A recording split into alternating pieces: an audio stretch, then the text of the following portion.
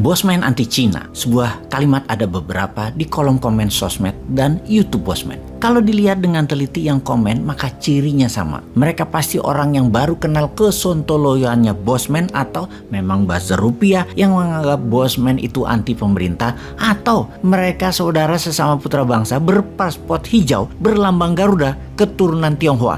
Namun yang ini hanya 5% alias kecil banget dari yang komentar. Mereka merasa tertohok oleh Bosman dan mengatakan Bosman anti Cina. Kita jelaskan, terutama untuk sahabat dari keturunan Cina di Indonesia yang mengecam Bosman. Walau hanya 5%-an dari yang mengecam, kecil sih. Namun ini penting karena yang terbesar adalah para buzzer yang dibayar pejabat menggunakan uang jabatan. Juga di belakangnya ada para taipan. Buzzer ini kita nggak pedulikan, mereka sampah. Mereka akan kena tulahnya sendiri ketika pejabat-pejabat yang mereka lindungi pada nggak jabat lagi atau pensiun. Habis aja mereka para buzzer ini. Kita kembali ke topik. Sekali lagi, pernyataan Bosman anti Cina harus diluruskan. Sungguh secara pribadi pernyataan Bosman anti Cina itu menggelitik rasa patriotik nasionalisnya si Sontoloyo ini. Ini adalah framing yang dibuat buzzer, karena memang buzzer tugas utamanya adalah membelah-belah dan membuat orang yang dianggap musuh pejabat yang sedang berkuasa saat ini harus dibenci oleh masyarakat semua. Dan yang paling gampang adalah menggiring opini kesukuan. Jadi di sini kita menjelaskan beda Tionghoa, Chinese, Cina, dan Tiongkok. Bosman selalu mengatakan dan memilih terminologi Tiongkok dalam narasinya karena sungguh Bosman ini anti cara Tiongkok bernegara dan Tiongkok yang dimaksud adalah negara Tiongkok. Bosman anti strategi luar negeri negara Tiongkok sebagai negara yang menjajah ekonomi sebuah negara, mengeduk bahan alamnya, dikemas dengan narasi seakan ini bisnis murni. Namun sangat setuju untuk Indonesia meniru membangun ekonomi dengan meniru strategi dalam negerinya, negara Tiongkok. Kalau ras, ya gila aja kali kita anti sesama ras. Kita sesama homo sapien. Kita ini humankind. Kita ini pro-life. Sungguh, Bosman tidak anti ras Cina atau Tionghoa. Apalagi kepada sesama pemegang paspor hijau berlogo Garuda Pancasila. Berkali-kali Bosman mengatakan hati-hati dengan strategi negara Tiongkok dengan obornya. Hati-hati dengan soft powernya negara Tiongkok. Itu harus, sekali lagi, hati-hati. Karena kalau tidak hati-hati dan tidak paham geopolitik negara Tiongkok, Indonesia bisa seperti katak dalam panci yang sedang direbus hidup-hidup. Indonesia tidak akan terasa di awalnya, sampai tahu-tahu ngambang aja, mati aja. Mau bukti, 7 tahun Tiongkok berkontribusi di Indonesia misalnya, membangun nikel di Sulawesi, membangun power plant batubara, infrastruktur, jalanan, kereta api. Apakah membuat Indonesia menjadi negara superpower? Kita buktikan dengan pertumbuhan GDP per kapita 2014 adalah sekitar $3.800. Sekarang 4.300 alias hanya naik 12% atau tidak sampai 2% setahun. Mana katanya membuat Indonesia makmur? Makmur itu kalau GDP per kapitanya di atas 12.800 atau 15.800 GDP per kapitanya seperti Tiongkok, atau sekalian aja $60.000 GDP per kapitanya seperti Singapura.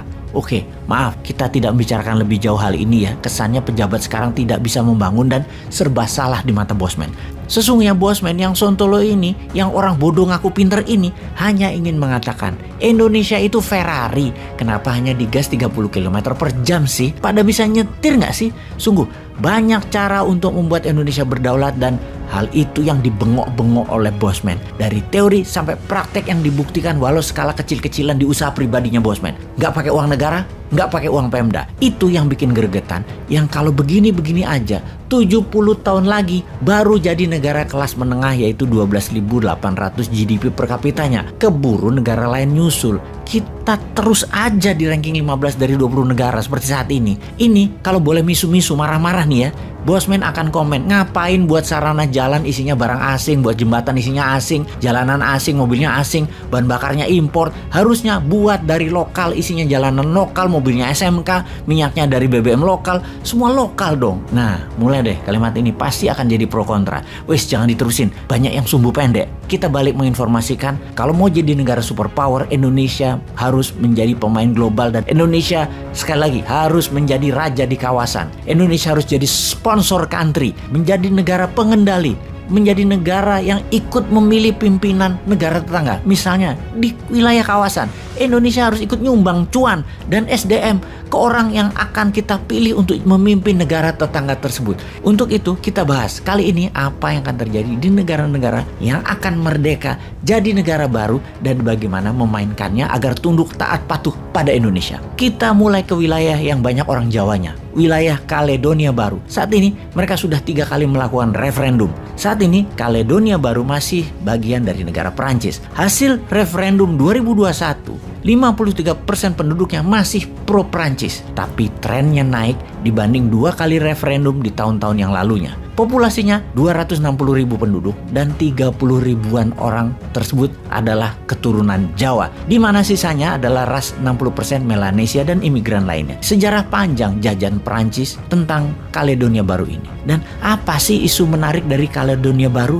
Perancis telah mengambil setengah cadangan nikel di negara tersebut hingga saat ini. Dan gerakan pro pisah dari Perancis yang akan referendum di akhir tahun 2022 ini adalah disponsori oleh Tiongkok. Apa yang Tiongkok inginkan sama seperti Perancis. Tiongkok mau ambil nikel yang cadangannya sangat besar. Bahkan dikatakan bisa sampai kebutuhan 1/4 dunia adalah dari Kaledonia Baru. Satu lagi wilayah yang tak kalah menarik. Karena negara-negara Pasifik adalah negara-negara kepulauan. Daratannya memang sedikit, namun gugusan pulau-pulau tersebut membentuk kekuatan laut yang luas. Wilayah yang kita bicarakan berikutnya adalah Bougainville, dekat Solomon Island. Kepulauan Bougainville ini dipaksa masuk bagian dari Papua Nugini, yang mana Papua Nugini dulu sekitar tahun 1890-an dijajah Jerman, kemudian 1914 diambil oleh Australia, lalu diambil oleh Jepang di tahun 1942, lalu diambil Amerika, lalu dikasih balik ke Australia, lalu oleh Australia di tahun 1975 Papua Nugini diberikan kemerdekaan dan Australia menjadi negara pelindungnya. Kepulauan Bougainville secara geopolitik menjadi bagian Papua Nugini.